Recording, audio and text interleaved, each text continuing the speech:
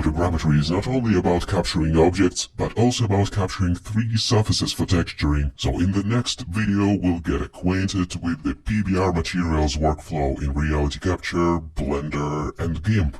Capturing 3D surface data using photoscanning and then turning it into a PBR material is a super important knowledge, so expect a deeper dive into a PBR mindset in this chapter. With height maps we get access to more interesting and convincing ways to blend these surfaces together, so we'll also be looking at how to mix 3D surfaces using their height maps in Blender.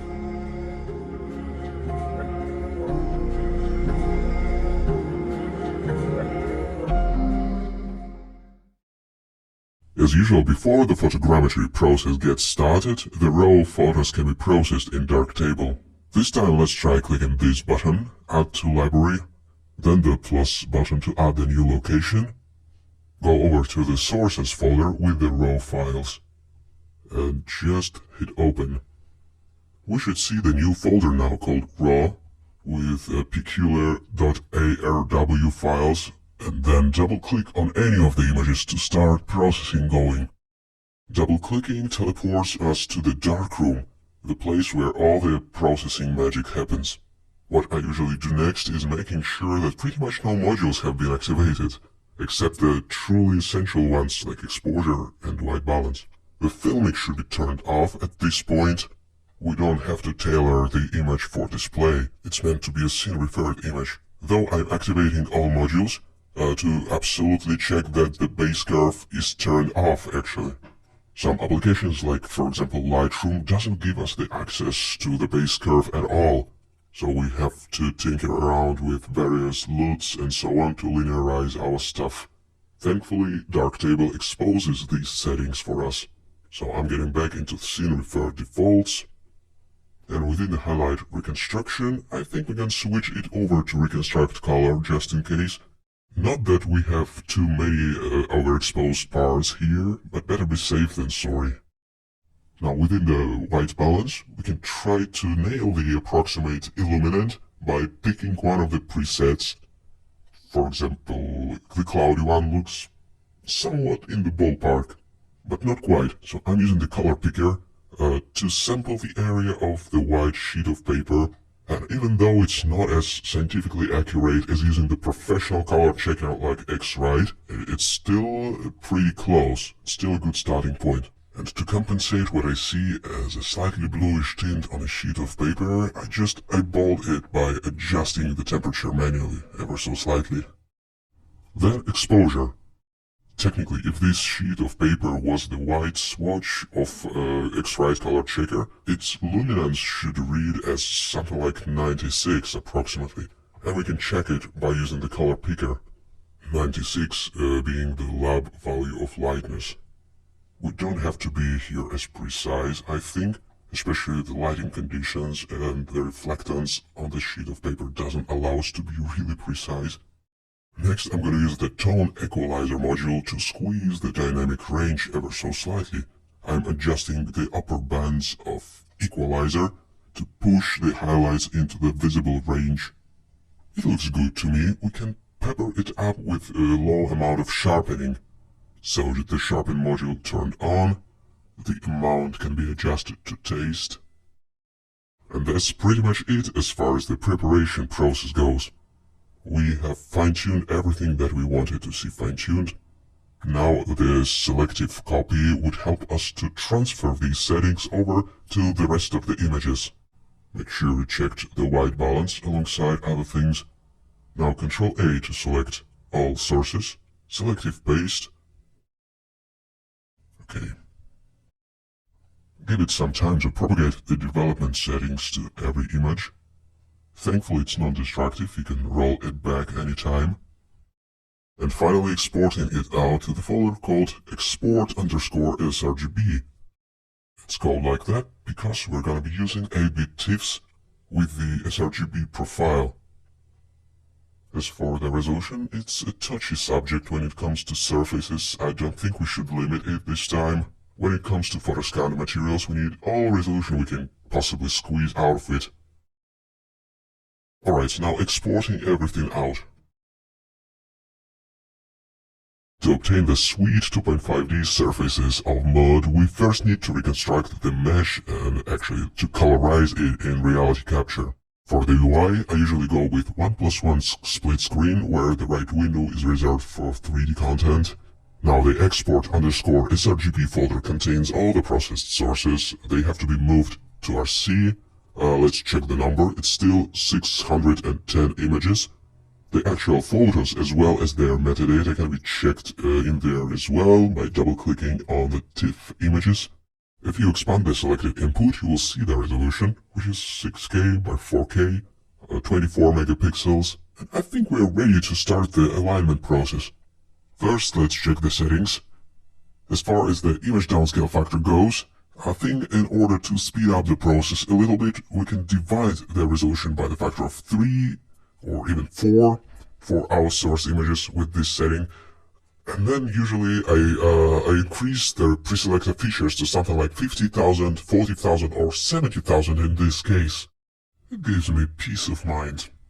Alright, all other settings are close to their default values. Boom, let the matching process begin. There's a possibility it could take some time because the number of photos is pretty decent. 600 is not a joke. Let me reset the UI to its original configuration with the large window to the right. Whoa, actually I'm totally mesmerized by the pattern. Isn't it great? I was literally flying over the moon, and I wonder if you agree I have such a steady hand. It's unbelievable. Okay, if the cameras are getting in the way, the camera scale can be adjusted, or they can be turned off within the view menu, just to prevent me from bragging about it, I guess. Then as far as the reconstruction region goes, I think it was defined pretty well automatically. We shouldn't touch it. Maybe just expanding it ever so slightly to the top and to the bottom to make sure that there are no parts that go beyond that bounding box potentially. Then the most important setting ever, which is the image depth map calculation. As we haven't downscaled the source images and their number is pretty large, we should be extremely careful with defining the downscale. For example, if you're unsure about the computing power you get, just go with the larger downscales. Like 4, for example. Because even the downscale of 2, considering that we have quite a lot of data to work with, plus this resolution of the original images, which is quite high, will result in extremely high density model. Like you see the video memory error, meaning that it can't be displayed.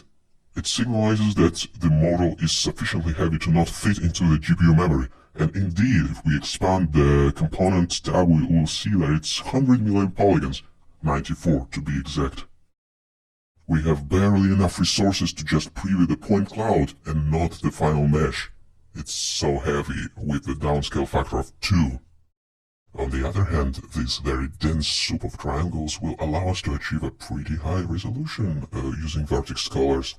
So I'm switching the downscale images before coloring to 1, meaning no downscaling whatsoever. And then clicking colorize. Now imagine if we didn't use the downscaling at all. Is it the coordinates of Curiosity on Mars or something? What is it? Yeah, the control points have been selected somehow. So yeah, the utilization seems to be crazy. And it should be this way for capturing the surfaces, as opposed to 3 meshes even. Once again, we get the prompt of not enough video memory if we click on the model, meaning that we can't preview the solid mesh as opposed to the point cloud, but that's not a big deal. Anyway, this is our high poly mesh, and it should be called accordingly, dirt_high poly.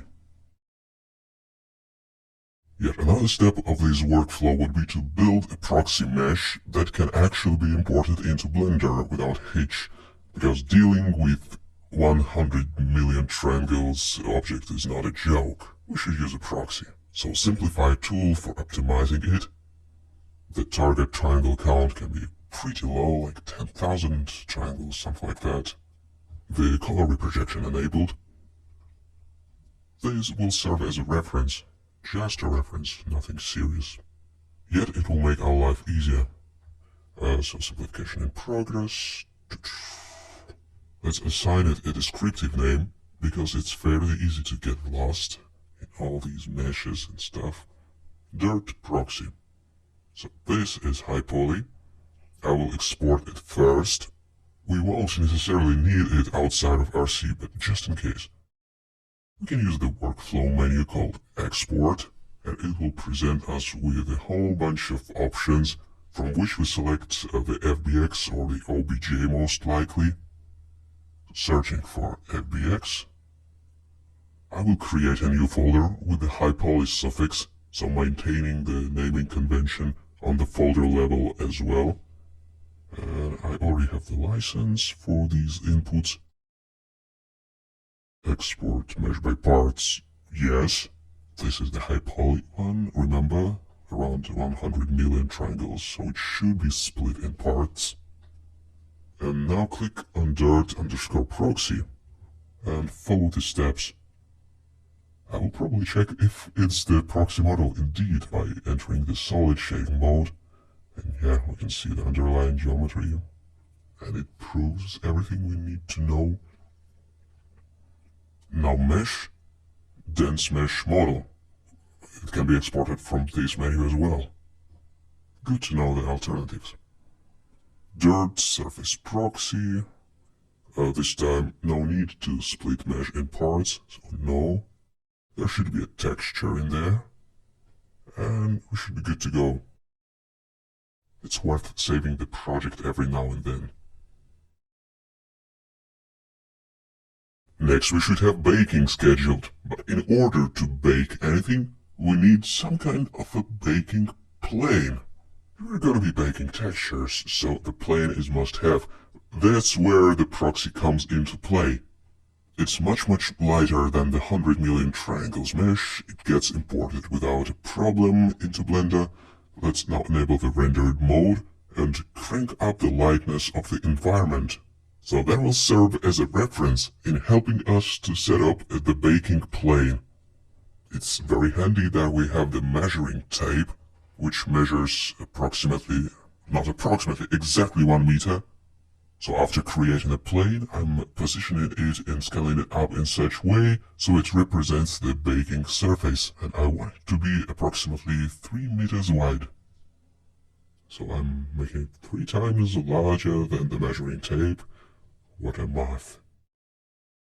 As you can tell, I'm eyeballing things again. That's okay. The part of the surface will be missing at the bottom. That's also fine. It looks like the plane is flipped. R to rotate it. And as for the missing part at the bottom, and in fact at the upper right corner, we'll fill it in post. In GIMP to be exact, or Affinity Photo or any other image editing application. After setting up the baking plane, we could technically export it right away, but that would be a mistake.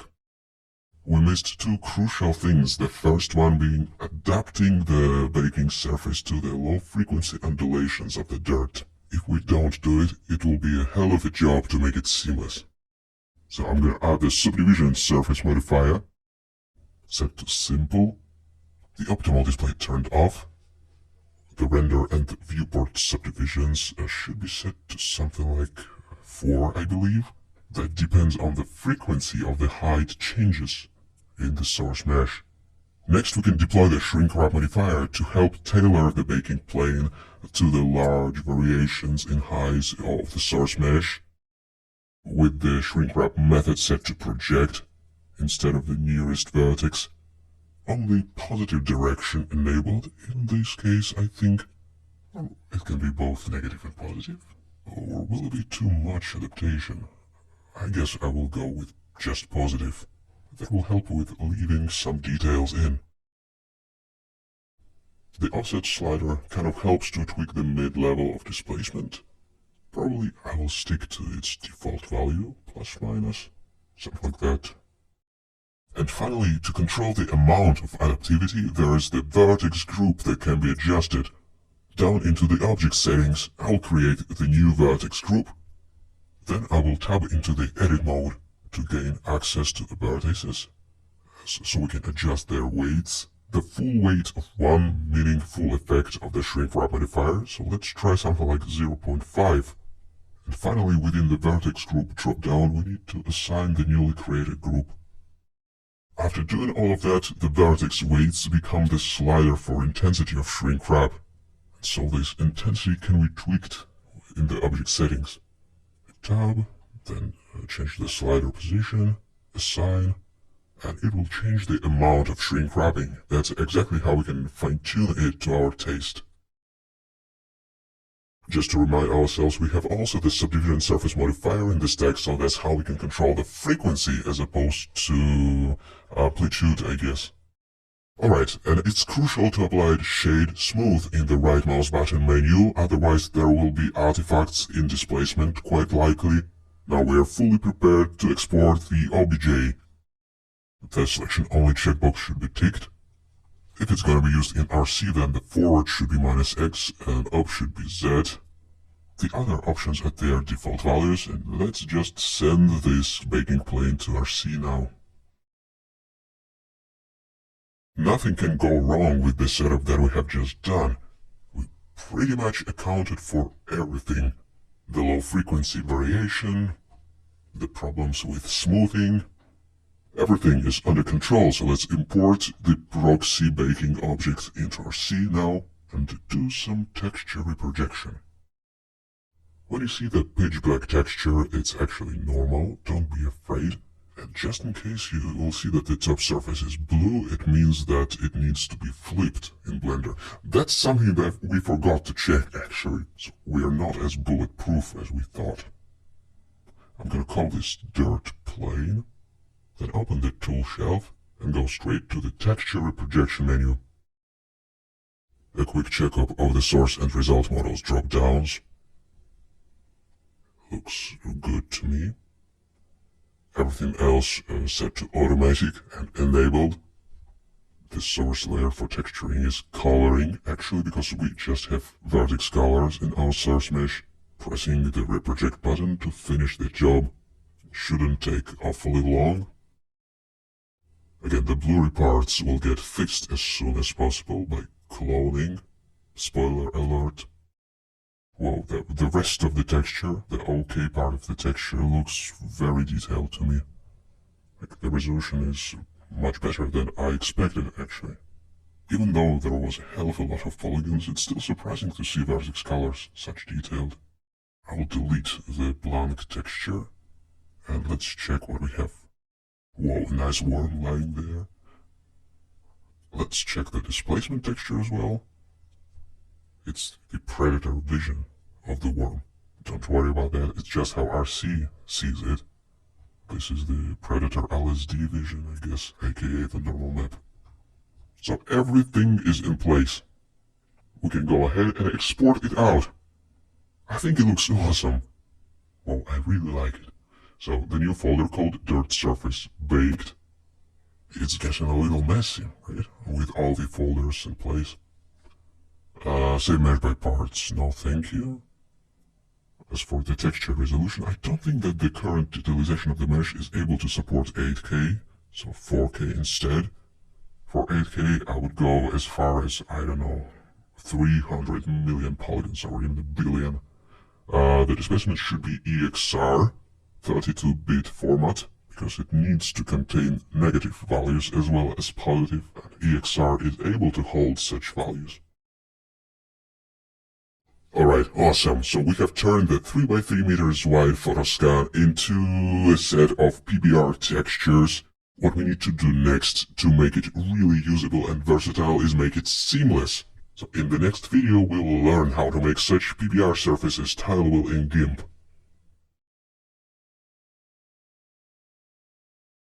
Wait, did I say that the next video will be about making the textures seamless?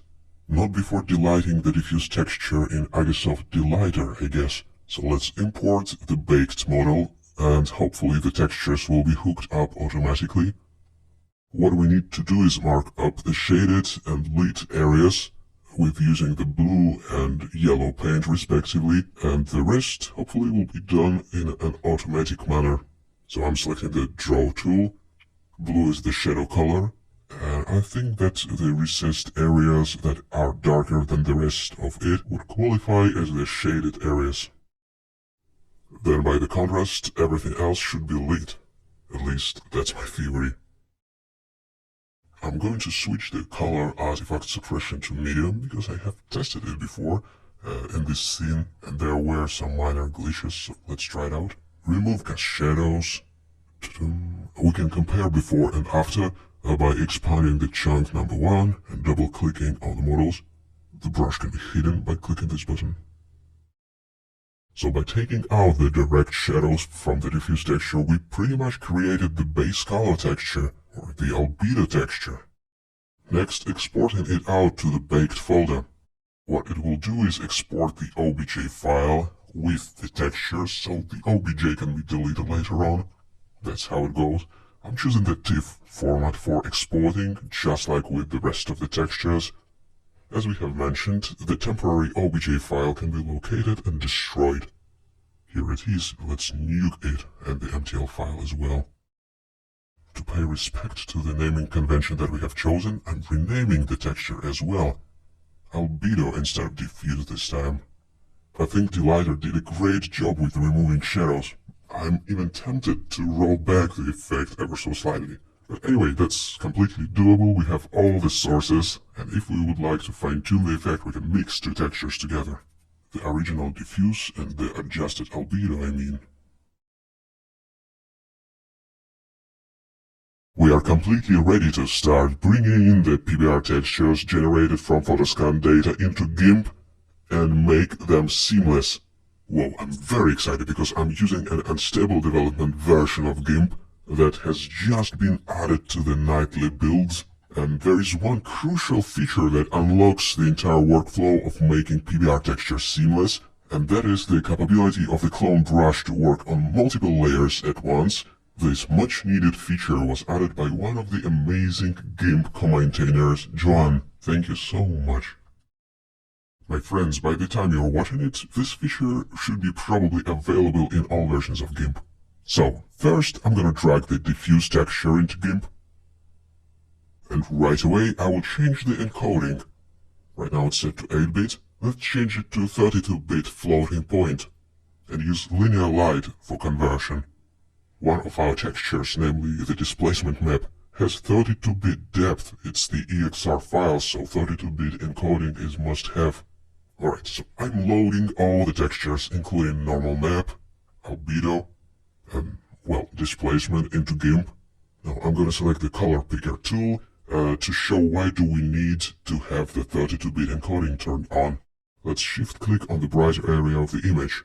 You can see that RGB values are positive, but when we click on the darker area, we will notice a peculiar thing. The negative RGB values, how can it be? First of all, this texture wasn't display referred. It isn't meant for display. The 32-bit encoding means that it was encoded with the scene referred values. And it makes sense because it will be used in the context of displacement, where you have recessed and elevated values, both negative and positive. It doesn't mean that there is no information in the blacks. Actually, let's prove it really quickly. Right-click on the layer, duplicate. To differentiate it from the first one, I'll add the suffix. Then in the colors drop-down, let's add the levels adjustment. Make sure that input and output aren't clamped. It's important. And switch the type to linear. After doing that, we can grab the left flag of the output levels and bring it to the right. And we will see that, in fact, there was some information there, and we just dragged it into the light. That's the specific for the displacement data, encoded into EXR scene referred files, so 32-bit encoding is must-have. I'm gonna call this adjusted displacement map a preview, and we will use it to see what we are doing, basically, and then I'll delete it. Think of this duplicate as a display-friendly preview. Next, we can start filling in the missing parts and making the texture seamless all at once. That should sound intriguing. To make the entire process slightly more readable, I will place the diffuse texture at the top of the stack, of the layer stack. And now I will select every texture that's important and activate the clone tool, or the clone stamp, like it's called in other applications. The size and other parameters can be adjusted in the left panel. Now Control click to set the sample area or the clone source, and look at this. We cloned the parts of the images, plural, meaning that it affected all the selected layers. Isn't that great? This feature has just been recently added and it unlocks the entire workflow. It is also available in Affinity Photo, and I use it quite a lot actually. But anyway, I'm so grateful that it's also available now in GIMP, because it makes it super accessible, this entire workflow. Alright, what I'm doing here is just in-painting the missing parts of the texture by using the different sample areas that, again, we can define by pressing Ctrl and clicking on the image. The stick, even though it's super nice, should be erased because it's a too prominent landmark. It will be visible in tiling. Now when the basic in-painting is done, it's time to make everything seamless. Sadly, not every tool of GIMP can work in the multi-layer mode. So now I will be selecting the layers one by one and adjusting them. What I want to do next is offset every layer to the half of its height and width, and we can do it from the Layers menu, Transform Offset. By default it's set to pixels. We can change the mode to % instead. It's important to have Wrap Around enabled. Look how it works. Basically, when we offset the layer horizontally, we can see it wrapping around, tiling. So let's input 50 into the X and 50 into the Y field.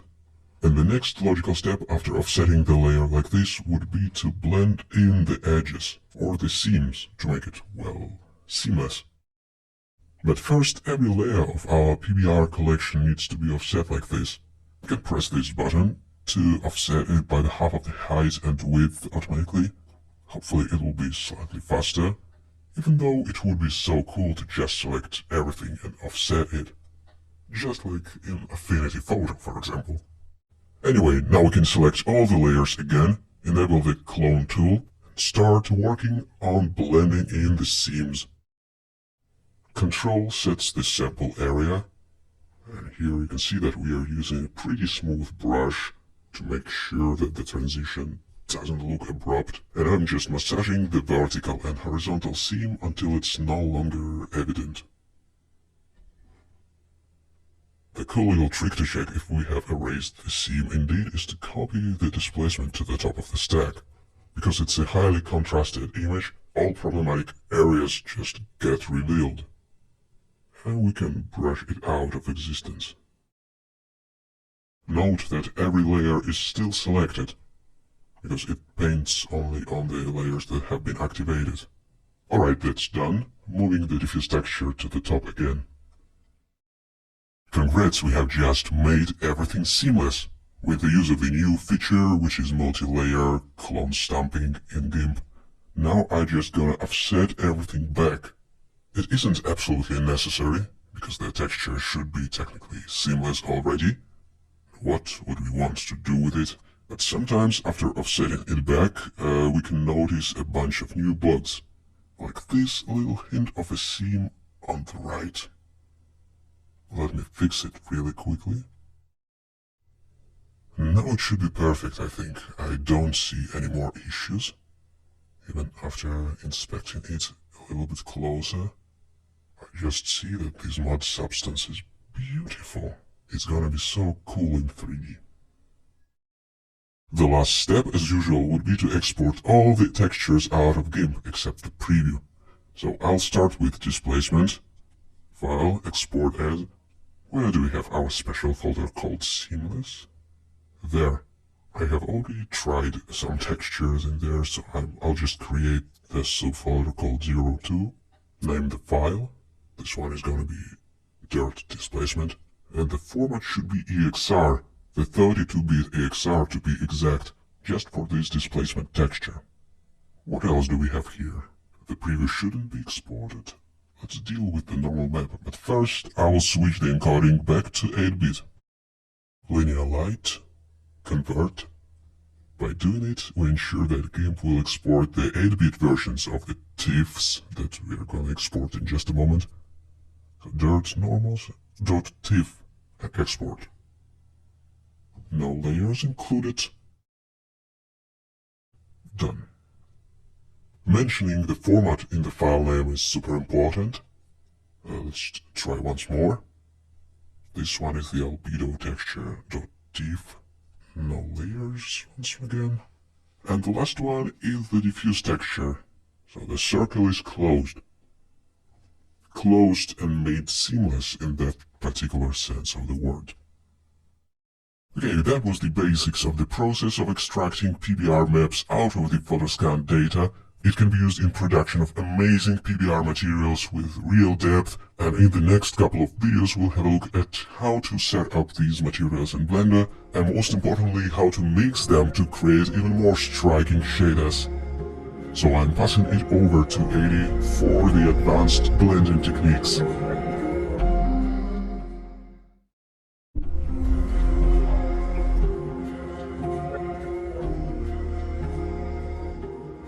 Hi, 80 for Creative Shrimp here, and you're watching the photogrammetry course with Blender and Reality Capture. In these videos, as a kind of bonus to this PBR section, we've decided to include some thoughts on how to actually use some of the surfaces that we're making from photogrammetry. We've included the end blend file in the project files, so you might actually just prefer to dig into that yourself. Well, otherwise, feel free to join us for a bowl of noodle soup. Here we'll take a look at mixing together different materials within Blender. We'll use a few different ground textures to get this done.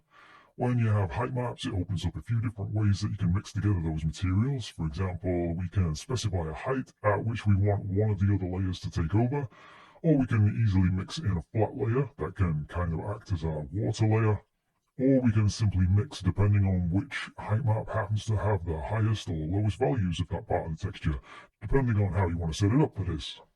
First though, let's get into setting up how we might mix between multiple layers simply at first, and slowly build up a little bit of complexity as we go on. So here I am in a mostly standard Blender scene, and I'm ready to start adding in some textures. For example, I've got 4 different sets of PBR textures in this folder, and I'm going to start with a set of dirt textures. For the base color input, we'll use the albedo texture, though the diffuse here would work just fine too. It just has a bit more natural occlusion shading left in. I'm going to try to stick to just albedo textures throughout here though. To get these textures into our scene, I'm going to left click and drag on the image icon itself, and not the name, into the shading editor. I want the albedo, the displacement, and the normals dragging in. The base color can be pretty simple, just plug in the albedo texture there. The displacement texture needs a displacement node hooking up to the material output, and then we can plug our texture into the height socket. So far the color spaces are all fine. The albedo automatically came in as sRGB, which is fine. The EXR file is always linear, so that got set automatically too. But for the normal map, that is currently set as sRGB. But this texture is not designed to be looked at, of course. It's going to perform some trickery on the normals, creating some lighting shenanigans basically. So we'll need to let Blender know not to apply any color curves or contrast or anything like that to it. And so we'll set that as non-color data. For this to work properly though, we'll need a normal map node, and then we can hook these up. Next we need to know what coordinates we're going to use and hook that up. We just have the one UV set, so I'll simply take the UV output of the texture coordinates node and plug that in to our albedo. Then if we want to change the scaling of our textures, or how much we want to tile these textures, we can use a vector math node and drop that in. Then we can set that to multiply. We'll need that for all of our textures here. We'll just neaten things up a little bit by right-clicking and dragging across the line to insert a reroute node, and then use Ctrl-H to collapse and clean up that node there so it hides the sockets that we're not using out of that node. And I'll set all the fields of the vector math node to 1, so that currently the UV scaling is unchanged. That is to say, something multiplied by 1 is just going to be itself. On the normal map node, we can specify the UV map we're using, though even with that blank, Blender will just assume we should be using that UV map anyway, as it's the only one we have on the mesh at the moment. Alright, so now we've set up the basic nodes required for a very simple PBR material. We can check how it's looking so far in the 3D view. At the moment, we're looking at one of these default HDRI lighting environments, which for us makes our shadowing look a little bit washed out and flat. From the pull down though, we can switch that to use the light and world lighting of the scene instead though. That means that the material preview and the render settings are exactly the same, which currently is a little bit pointless.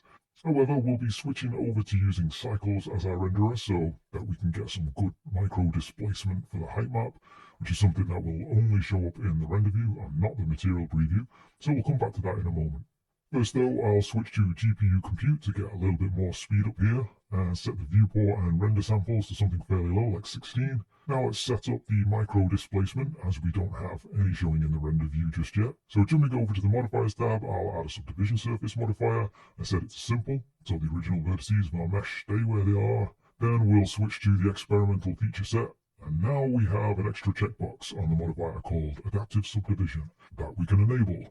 Finally, for this to show, we just need to go over to the material settings and switch from bump to displacement only. And there we go, a perfect displacement. Well, not quite, it's a bit on the extreme side. And also, if we look from the side, we can see that it's using mostly negative values, so it's pushing it all down when compared to where the original geometry is. So we'll offset the mid-level there, setting this to 0. Looks about right there.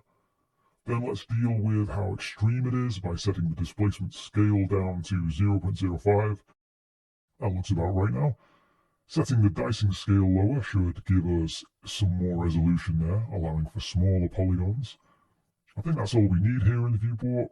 One last thing is to right-click the plane and choose to shade smooth. That way we shouldn't see any little hard edges between the polygons. Remember earlier within Eevee where we had the material preview and the render looking exactly the same? Now that we're in cycles, we can use the lighting and world lighting of the scene within this view to get a faster representation of how everything will look within the render view. It's the Eevee render engine that powers Cycle's material preview view, so we can kind of get the benefit of switching between both engines pretty effortlessly here. The main current difference between the engines will just be the lack of displacement in Eevee, but it is useful for us to get real-time smooth updates when we adjust our lighting, for example. In this case, I'll move this light a little bit closer and lower to the plane to help the reflectivity of the surface be just a bit more apparent.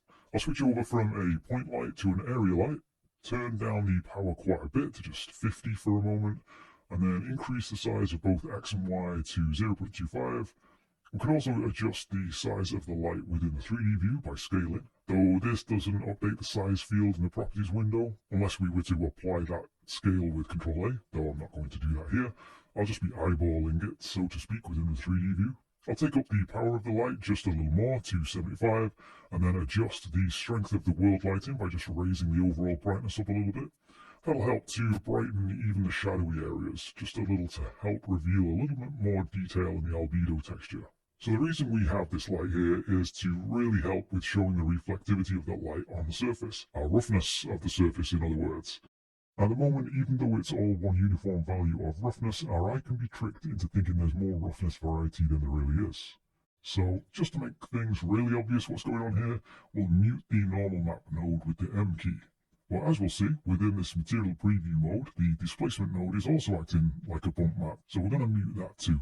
Now we can see how uniform the reflections across the surface really are.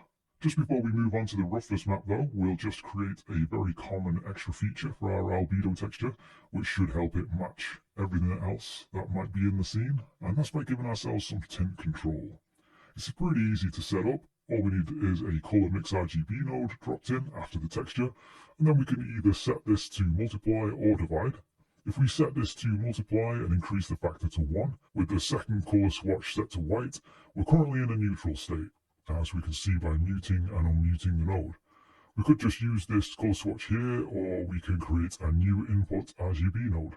Left click and drag the white color onto it, and then plug this in.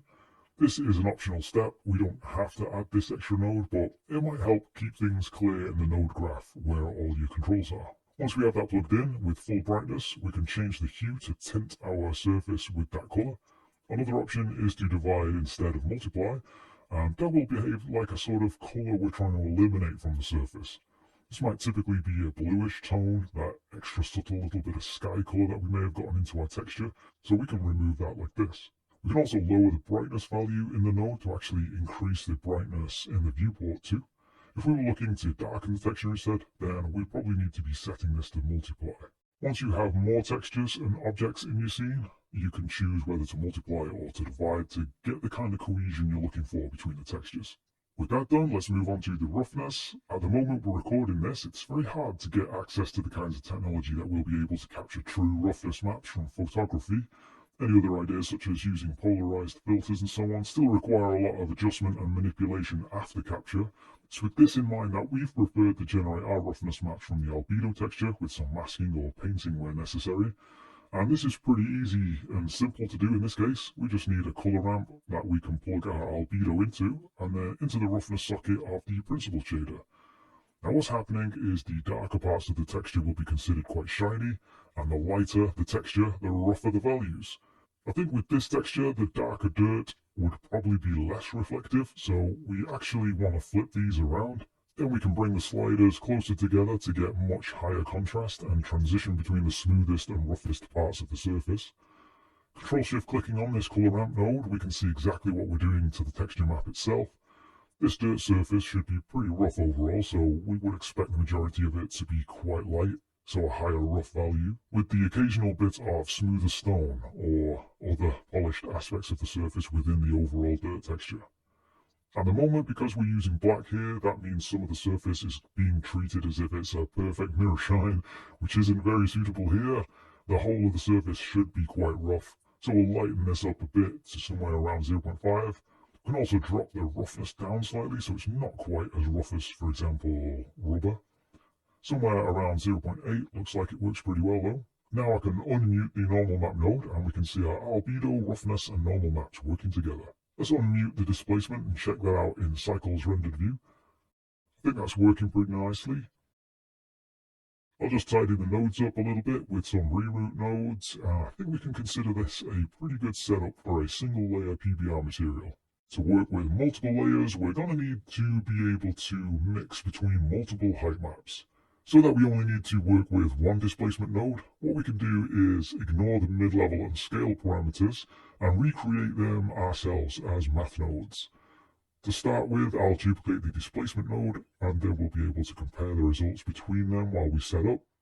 I'll reconnect the displacement node by control-clicking the wire coming from the node and redirecting it to the output of our new displacement node.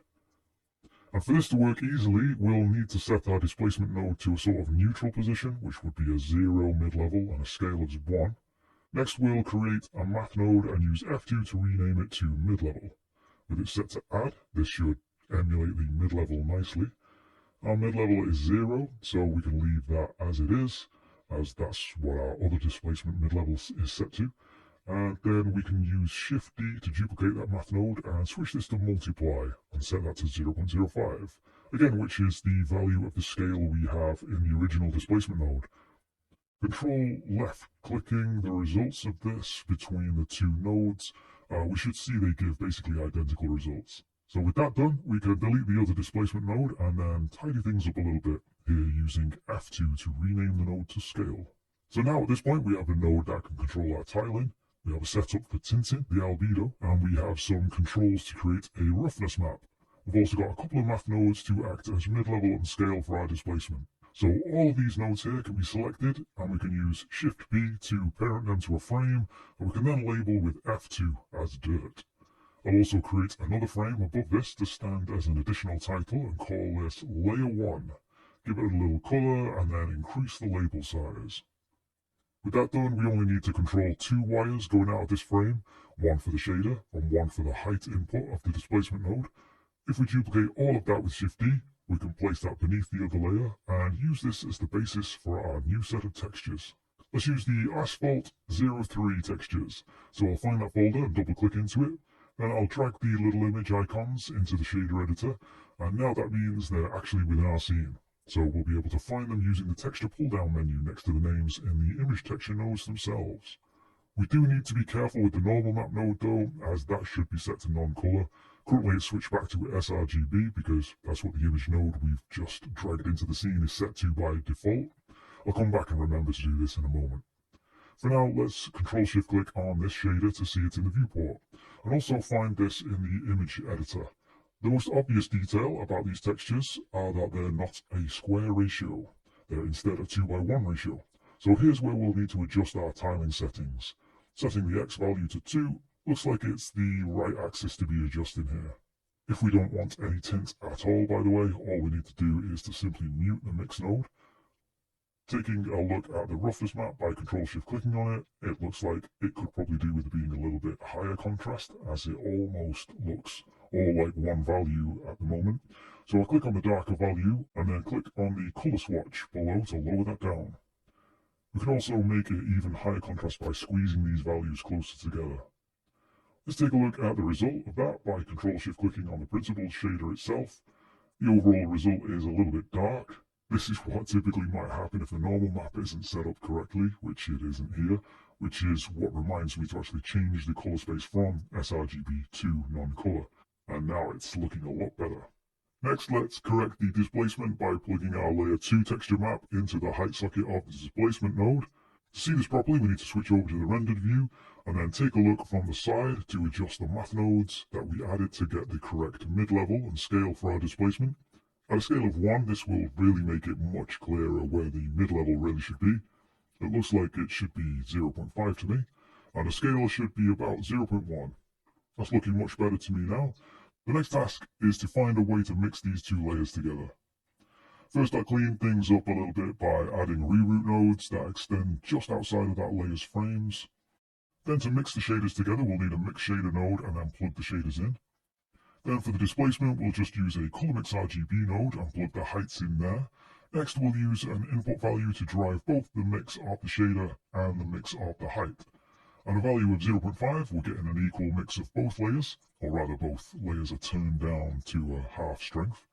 The closer we are to 0, we'll be favouring more of the first layer, our dirt surface, and the closer to 1 will favour the second layer, our asphalt surface. We only really want this value to go between 0 and 1, and it's easy to slide outside of those values with the default value node. So here's a quick tip: if you know you're going to just want to be sliding between a set range. For this we'll need a color mix RGB node, so I'll just use Shift-D to duplicate the other one, and then drop that in after the value node. For simplicity of this example, we don't actually need a value node, so I'll delete that. Instead, we'll use the color swatches to represent our numerical values. So black will be 0 and white will be 1. And now we have that easy click and slide slider to use to blend between the materials without worrying about going too far outside of the desired range. So far, the only blending that we can do is kind of global. We currently don't have much control over where on this plane we might want the layers to blend. We could use another image that we can paint on as a sort of mask, or we could do some procedural texturing, or we could do something that should be pretty light when compared to other options, which is to paint our vertices to tell Blender where to place each material. For this to work though, we need a few more vertices. So I'll tap into edit mode and right click to subdivide. Opening up the tool there, we can increase our subdivisions to 10 before it lets us go no further. But I think we need just a little bit more, so I'll click in the field and take this up to 16. With that done, I'll switch over to Vertex Paint, which will automatically create a vertex set for us. We can see that now by adding in the shader editor and import vertex color node, selecting the color set from the pull down, and Control-Shift-clicking it to see just what this currently looks like cleanly in the viewport. By default, it should be pure white. It looks a little off-white at the moment, simply because of the fancy scaling of values that our filmic color management is doing, but we can ignore that for our purposes here. This will still be a value of 1 that will tell Blender wherever a vertex has this value, it'll show only the second layer from our mix nodes. While we can see a lot of the tools in the top of the 3D view, we can actually see a little more if we go into the properties window and click on the tools tab at the top. For example, we can see we have white and black by default as the two colors we can currently swap between. The shortcut for this while painting in the 3D view is X. Now with our current strength of 1, we can paint pure black onto any of the vertices under our stroke, which will eventually reveal our first layer. Then we can press X to switch back and paint back the second layer with our value of 1, or white in other words. We can also flood fill a value by going to the paint menu and choosing set vertex colors. So with that done, let's actually hook this up so that rather than seeing the vertex colors themselves, we'll see the result of them mixing our layers. We don't really need our color mix node to blend globally between 0 and 1 anymore, but I'll keep that around for the moment and just plug the vertex color node into where that 1 was going instead. For a very basic vertex blend, this is all we need to do. Now we can see that when we paint black onto the plane, we're revealing our dirt layer, and when we paint white, we're laying down our asphalt layer. Taking a look in render mode, just to check out displacement, shows that everything seems to be working well there too. Our main problem here really is that with only the few hundred vertices that we have to paint on, we're really only getting quite a soft large gradient between the layers. It would probably look a lot cooler being able to tighten that up to get sharper transitions between the layers. One way to do that is with a math node, set to power. The higher we set this, the sharper the transition we get. To see exactly what's happening, I'll Control-Shift-Click on the math node and then play with the value to show those gradients changing, depending on whether we increase or decrease this value. Control-Shift-Clicking back on the mix shader to see the results, we can see that currently this is looking pretty good as we paint on our vertices. However, over in the rendered view, while the albedo, roughness and normal are working well, the displacement looks a bit angular and harsh where it blends. To help with this, we can kind of split what we're doing with the displacement away from the other images by simply having the math node just affect the mix shader, while the raw vertex colors with the softer gradient blends between the height maps. With our current setup, we're just mixing between the height maps. As one layer takes over, the other layer reduces in intensity. That's one way we might like it to work. But what if we wanted our height maps to be accumulative? So rather than simply having one or the other, we actually have a maximum of both at the same time. To do this, we'd need to be able to add them together. We can do this by just switching the Mix RGB node to Add. Now we just need to consider exactly what we want to happen. To demonstrate this, instead of using the vertex colors just for a moment, I'll just plug back in our Mix RGB node that's acting as a simple global layer slider from 0 to 1.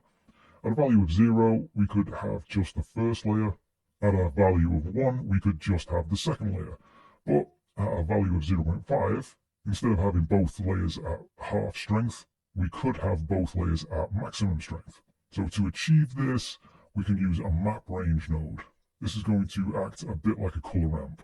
To illustrate this, I'll hook our vertex colors back up for a second by hooking them up to both the color ramp and the map range nodes. Moving the left slider back and forth to control the black end of the value spectrum is exactly the same as adjusting the from min value of the map range node. To make this more obvious, I'll set the map range from min value to 0.2 and the from max value to 0.8, and then set our color ramp to start at 0.2 and end at 0.8 as well. Toggling between them by Control-Shift-Clicking on them, you'll be able to see that this has exactly the same effect on our vertex colors. I find the color ramp a little easier to understand what's actually happening, but it's generally better practice to use the map range node as we have more options and inputs with it. So let's delete the color ramp and set this up with the map range node.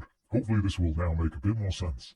What we're trying to set up is have a value of 0.5 mean that both height maps are set to 1, so they're both equally and fully strong. Thinking about the first layer for a moment, what we want are the values 0 to 0.5 to actually mean that the first layer's height map is 1 all the way through that range. So no change, just fully showing layer 1's height map throughout. But at 0.5 to 1, we want to be reducing our first layer's height map. So in other words, when our vertex colors are 0.5 or mid-gray, we get fully layer 1's height map, or as the value increases to white, or in other words to 1, we want less and less of layer 1's height map. So we can achieve this by setting the input range of 0.5 to 1 to output the range 1 to 0. Now that still might sound a little bit confusing, but let's test this out. So we should get fully white all the way to 0.5, and then it should look like it gradually decreases to black, or 0 in other words, which is what we've got. So let's take this a step further. First though, I'll just give us a little bit more space to work with here. So all we need to do is multiply our map range node with the height map.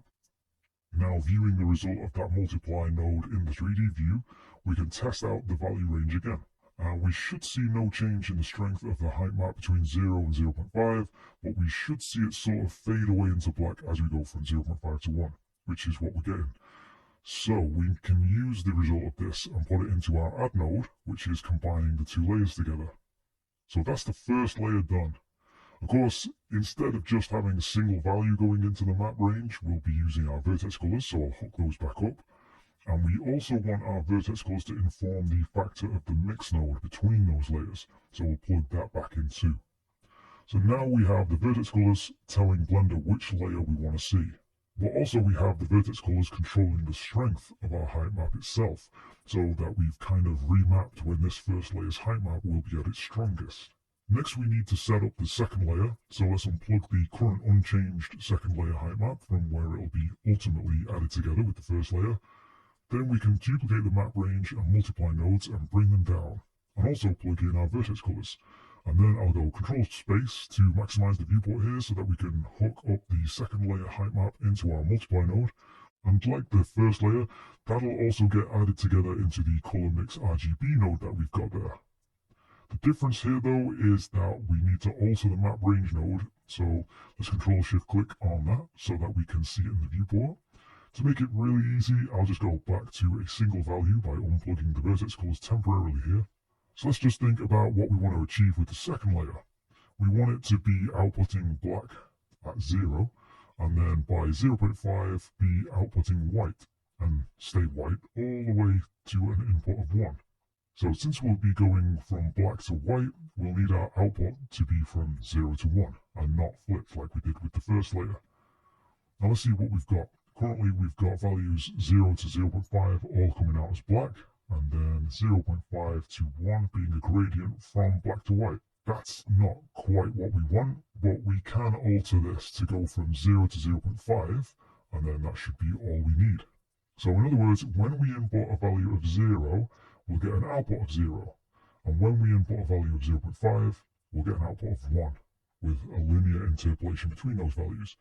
Clicking through the values there looks like we've got everything working as we want, with 0.5 to 1 all being the same white output, so we should get no changing strength on our second layer as the first layer fades out. And then we're pretty much done with remapping all of our values so that they can add together, and at mid-gray, or 0.5 in other words, we'll have both height maps fully on, but just added together. All we'd need to do is to plug our vertex colors back in, and Control-Shift-click on the Add node to see the results. Before we move on though, I'll plug in the mix node that we have there hanging around just to make it easy to double check what we've set up by sliding in between 0 and 1.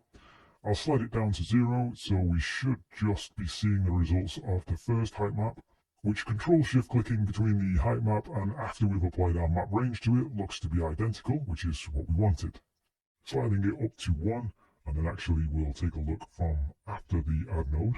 And we should still see that this is identical to just the raw height map from before the map range shenanigans. And just for completeness, of course, that is true when we slide back to 0 and show the first layer again, when compared to after the Add node as well. Sliding between 0 and 1 should show the second layer being added in until we reach 0.5, where both layers are fully added together, and then at which point between 0.5 and 1, the first layer begins to fade out until we're just left with the second height map, still at max strength. So hopefully that makes sense. It's probably one of the more confusing aspects of this, but otherwise it's overall pretty simple and straightforward. With that done, we can plug our vertex colors back in again and Control-Shift-click the Mix Shader node to see the current results. And with white, I can paint back in here at full strength the second layer, asphalt layer in this case. And painting in black, I can remove that layer. At a strength of 0.5, it will take a few strokes over the same area until we accumulate a full black, and so we can get a nicer area of mid-grey, which will have a little bit of both layers visible, depending on how strong we have our power node set, that is, as that's increasing our contrast. Moving over to rendered view, keep in mind that the map range alterations we've just been doing is only for the height maps. The shaders themselves are being mixed only with a simple vertex coloring and power node up for the moment. We could make the shaders mixed together a little more interestingly though, which is something we're going to set up next. First, I'll just rearrange a few things and give us a little more space to work and hopefully help it make a bit more sense. These nodes here are all to do with the displacement adding, so let's go Shift-B to frame those together.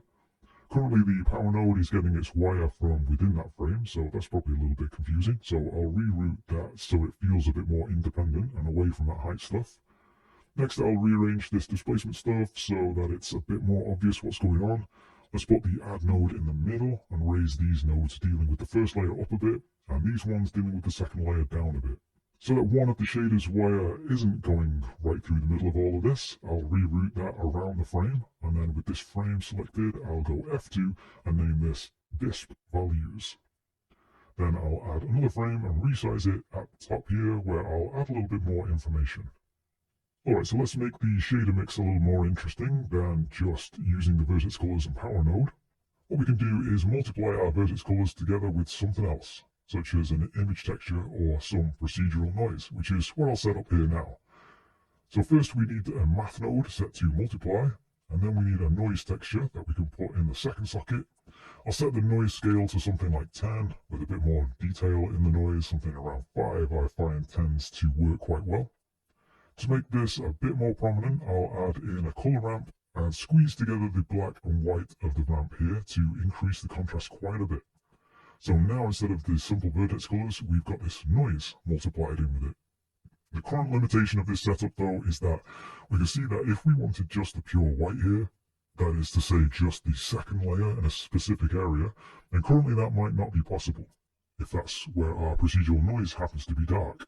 So really we want our noise to just be affecting the edges of what we've already painted in with the vertex colors, rather than creating new areas that are kind of random. So to be able to introduce white back into it, we'll need to add back our vertex colors, and also a few reroute nodes as it happens, because we need to clean up the layout there. But now we can see that adding them back means we can get pure white back, or at least almost. It still looks kind of patchy. I think that's just the effect of the color management filmic scaling values above 1. We can simply get around this though by clamping both of these math nodes so that we don't get any values outside of 0 and 1. And with that, it looks like we've got a much more interesting border to each of our paint strokes. Again, without that add node, we can see we're going to get dark splodges that we don't really intend to get. So adding our bright vertex colors back in means we can get pure black and pure white anywhere we choose now. Or in other words, completely layer 1 or completely layer 2, wherever we like. With that done, I'll just neaten up the nodes a little here, and then parent our new nodes to a new frame with Shift P, and then F2 to rename this to Blend Noise and Vertex Colors. Let's take a look at the final effect by Control-Shift-clicking on the End Mix Shader node to see that in the 3D view. Toggling the Noise node with the M key shows the before and after effect that the noise is given to the borders of our strokes. It doesn't have to be procedural noise going in here, it could be one of the textures. For example, using one of the albedo textures should work quite well. Here I'll plug in the texture from layer 1. It's a little confusing with the wire cutting back and across everything there though, so I'll just reroute that around to make it a little bit more readable. With that plugged into the color ramp though, we can then check out what the mask looks like by Control-Shift-clicking on it and adjusting the contrast so that we get a good separation between dark and light there. And then Control-Shift-clicking on the mix shader again will show us our results.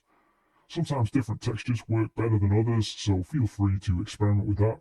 In this example, I'm leaning towards just using procedural noise, so I'll undo a few of those steps there to just return to that setup. Alright, so that should conclude our setup blending together 2 layers, though we will return back to this setup at the end for a tip on how to extend this material, should we want to keep on adding layers. But for where we are here, this should wrap up the main setup and idea behind layering the 2 sets of textures with vertex colors.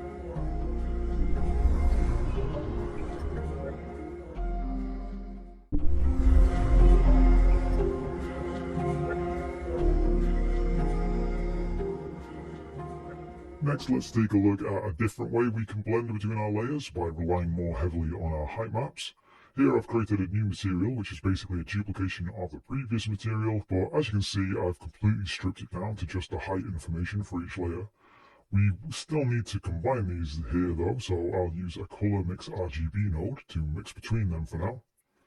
We've got the dirt in layer 1 and an asphalt surface for layer 2, though currently that says dirt still, which I'll correct in a moment. Now the first way we'll use height to blend between our 2 layers is by using a math node set to greater than. Setting a threshold of 0.5 means simply that whatever the value of the input is, if it's above that threshold, or 0.5 in other words, then basically show layer 2. The principal shader doesn't really need to be that large, so I can use H or Control H to shrink that down.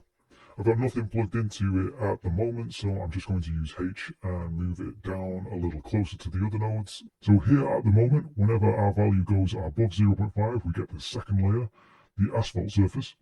That isn't especially useful when it's a value driving it, but if we use the output of our layer 1 height map instead, then we'll see that we can use the threshold to state at what height we want to reveal our other layer. Our height maps aren't displacing the geometry several Blender units above or below the original plane, or several meters above or below in other words, so the actual values we're going to see results in this example will be quite small. Here's where it could be quite useful to use the Color Mix RGB slider trick to plug in two values that sets the range we want to slide between where we're getting results. That way it's not as fiddly to control. Actually, the way I have it set up at the moment means that the more we slide towards 1 in the factor of our mix node, we're revealing more of layer 1. So I'll just frame these nodes with Shift P and use F2 to name it to the height at which layer 1 should take over. However, if we want to switch that to layer 2, we just need to set the math node to less than instead of greater than. But I'm going to switch this back to greater than, so really we're asking are the heights in our height map larger than whatever input value we're feeding into it. This means that with a really low value, we're asking our parts of the first layer higher than this super low value like negative 0.03. Well, pretty much all of our texture is above that value, so almost all of the output will be white and therefore show the second layer. It'll get harder and harder to say yes to the question as we raise the input value to something high and above the values in our height map, like somewhere around 0.05. So pretty much all of the result will be a no. The first texture isn't higher than the value you're asking about, and therefore the result's going to be black, and it'll show us the first layer. The issue with an if statement, though, is that it's binary. It's either black or white. We're not going to get much of a maybe response, or it depends. It's pretty certain, and so we'll get a very harsh transition between the height maps, which, as we've seen, isn't a very nice effect. It's much better if we have a little bit more of a gradient between them. So let's set that up. I'll start by giving us a little more room and then press Shift P on the math node itself. And I'll brand that with an easy but harsh and no transition control. So it's a good proof of concept, but we need something that has more control. For that, we'll break out our trusty map range node. I'll plug the layer 1 height map into the value input of the map range, and then I'll use the easy sliding value that we've already set up to go into the from min input, and then we can use a math node set to add in our from max input. This allows us to control our transition between black and white. So remember, the from min and max behave very similarly to a color ramp, and the closer we have these values, then the higher our contrast will be between black and white. Then it will behave pretty much the same as our harsh binary greater than node. 0.01 looks like a pretty good gradient to me. 0.001 is getting perhaps a bit too sharp and behaving too closely to the greater than math node we had, which we can currently easily toggle between by Control-Shift clicking on them. So we know we're getting a very similar effect with our map range node, but now we can control our transition to be as wide as we want. I'll name this accordingly and press F2 and label it smooth transition size. And then actually we don't need the greater than example anymore, so let's delete that. And then have our map range node go into the factor input of our mix node instead. So let's see the displacement in the viewport. It'll be easier if we have some shading to look at, so let's Control-Shift click on our collapsed shader that we have here, and then slide through some values. We see at 0.3 in our add node, it's way too large for it really to make much of an effect. At 0.1, we get a slight bit of difference, but still really not quite as much as we want. Even 0.05 is a little much. 0.01 is still looking like it might be around the best transition for me in this case, though we can reduce our dicing scale down to get a bit more detail here and experiment with the value. 0.02 could also work. To make it more obvious, let's use some color to help show exactly what's going on. So I'll expand the shader back open with H, and then I'll duplicate the color mix node. I did that with Control-Shift-D to maintain the connections going into it, but it doesn't really matter as we only need the factor input anyway. I'll unplug the others so that I can just adjust the two color swatches to something more distinctive, nice green and blue for example, and then plug that into the principled base color input. It's probably easier to use Control H on that shader to collapse it, rather than H as I've done here, but I guess I'm just enjoying that big capsule shape we get instead. Now in the viewport we can see our blue tarmac and green dirt, and the fairly smooth transition we get in between them there. After a little more experimentation, I think 0.01 is giving the best results for these particular textures. And with that done, let's turn our attention to setting up a different kind of height blending for mixing in a flat layer, perhaps like a water surface. This is going to be pretty quick and easy to set up. All we need is another math node, and we can set this to smooth minimum or maximum. Then if we use our easy slider again as the value input, and then take the layer we want to mix with a water surface as the second value, then we're basically done once we plug the result into the height input of our displacement node. So what the smooth maximum node is doing is comparing for each part of the texture which of the two inputs is the higher, and then outputting that value in that area of the texture.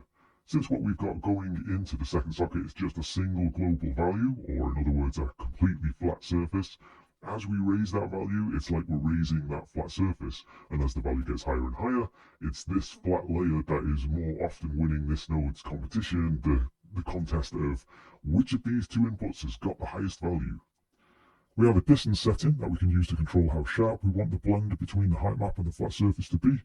Again, I'll try a value of about 0.01 to just soften that off a little bit. Then I'll just alter the colours so that the flat layer is the bluer colour here.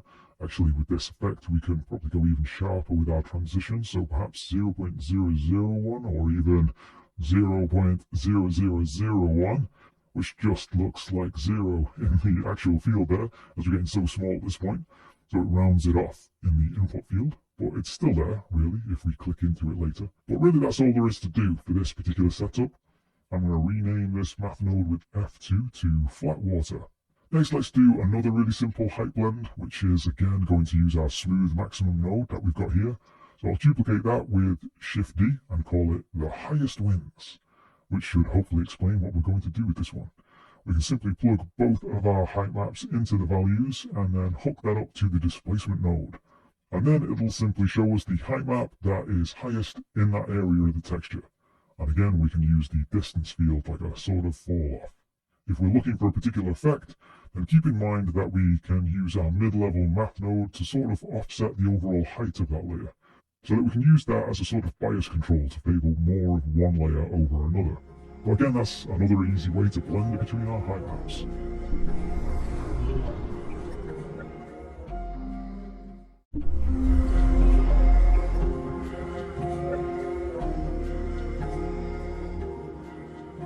Let's now return back to our vertex blend setup for a tip on how to extend this material should we want to keep on adding layers. First of all, we're going to need a bit more space, so I'll move the displacement and output nodes way further to the right, then select all of the layer 1 stuff and duplicate it and move it into the space we've created. We'll also need the nodes handling the vertex color mixing, as well as the nodes that handle the displacement mixing, so I'll duplicate these and move them over as well as tidy them up in this new space a little bit. To mix this new layer in with the other layers, we're going to need another mix shader, so I'll duplicate the other one and bring that over into this space too. Alright, so with that done, let's start plugging things in. The previous mix shader should go into the new mix shader, and also the new mix shader should now be the main one that we should be looking at, so I'll Control-Shift-Click that to hook that up to the material output. The power node below is what's driving the mix between the previous shaders and this new one, so let's hook that up to our mix shaders factor. And our new shader will need to go in the second slot. Next we'll hook the displacement stuff up, so the new layer's height map will go into the multiply node in our disp values frame here.